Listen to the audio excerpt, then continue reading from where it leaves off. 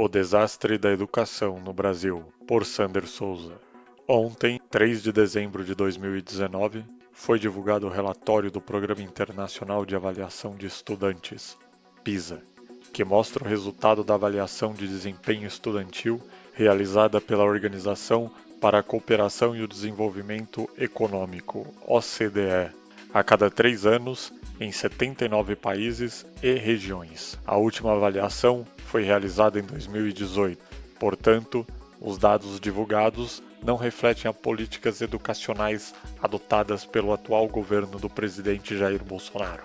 As medidas adotadas pelo governo Bolsonaro para a área da educação poderão ter os seus resultados conhecidos parcialmente na próxima avaliação a ser realizada em 2021. Digo principalmente porque a intenção do PISA é avaliar o desempenho não apenas dos alunos, mas através destes avaliar o desempenho do sistema educacional de cada país como um todo. Em 3 anos do governo, as políticas educacionais adotadas pelo presidente Bolsonaro para o ensino básico ainda não terão produzido todos os resultados desejados. A avaliação do PISA mede o conhecimento dos alunos entre 15 e 16 anos, que é a média de idade nos países avaliados em que os alunos estão concluindo o ensino básico ou já se encontram no ensino médio. Por isso, os resultados do exame mostram bem qual é a qualidade do ensino básico em cada país. São avaliados os conhecimentos e desempenho dos alunos em leitura, matemática e ciência. O resultado mostra que a educação brasileira está estagnada por pelo menos uma década. Entre os 79 países avaliados, o Brasil ficou na 42ª posição em leitura, 58ª posição em matemática e 53ª posição em ciências.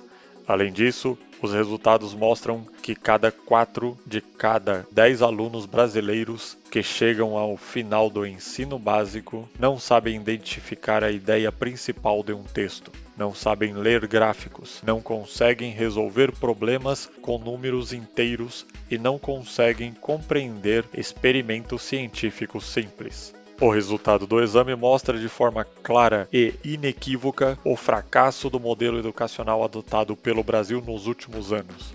Mostra também que os governos de esquerda, que ficaram mais de uma década no poder, nada fizeram de concreto pela educação das nossas crianças. O que mais preocupa diante de tais resultados é que, além de já termos dividido uma década perdida na educação, provavelmente teremos mais uma década perdida pela frente, a menos que se consiga realizar um esforço hercúleo em prol da educação. Esta é uma área em que os resultados levam anos para aparecer. Por isso, as medidas adotadas devem ser consideradas políticas de Estado e não políticas de governo. Este é um erro recorrente do Brasil, onde cada governo que entra promove mudanças na condução das medidas propostas para a educação, acabando com a continuidade vital que esta área requer. Medidas firmes e compromisso com a continuidade devem ser adotadas urgentemente por nossos governantes, sejam eles quem forem. O Brasil luta para se recuperar do hecatombe econômico promovido pelos governos petistas e estamos conseguindo resultados,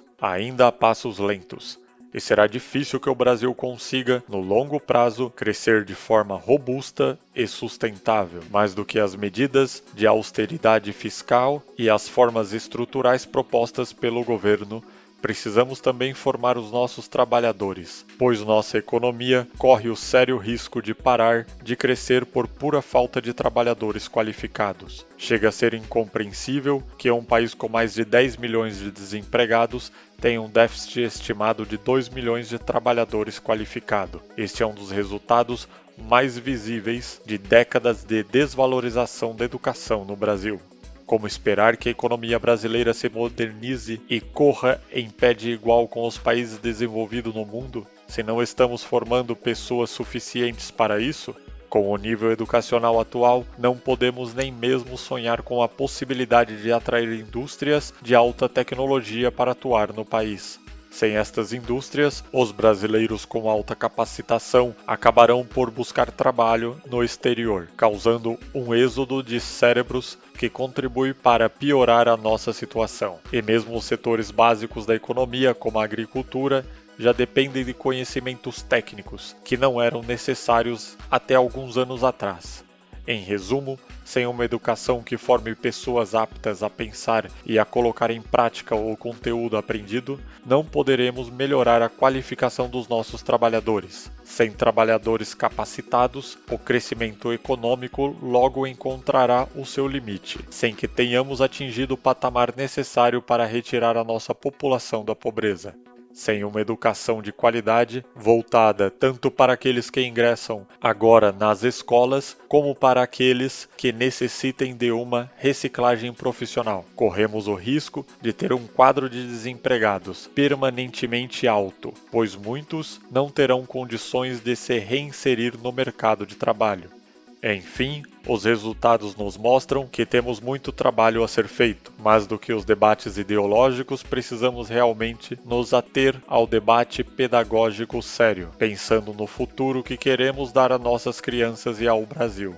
Temos que esquecer e enterrar de vez esta fórmula fracassada de Paulo Freire e buscar alternativas que se adaptem à nossa realidade, às nossas necessidades e que nos permita atingir os objetivos que queremos. E nem tudo depende do governo. Os pais e a sociedade civil precisam participar mais da vida das escolas de sua comunidade, conhecendo e auxiliando na aplicação do projeto pedagógico. Devemos seguir o exemplo de países como China, Coreia do Sul, que investiram maciçamente na educação da sua população e hoje colhem os resultados deste esforço conjunto de toda a sua sociedade. Nunca seremos uma nação desenvolvida se não trabalharmos de forma firme no desenvolvimento intelectual de nossos cidadãos. País próspero é formado por pessoas prósperas, e para isso dependemos da educação.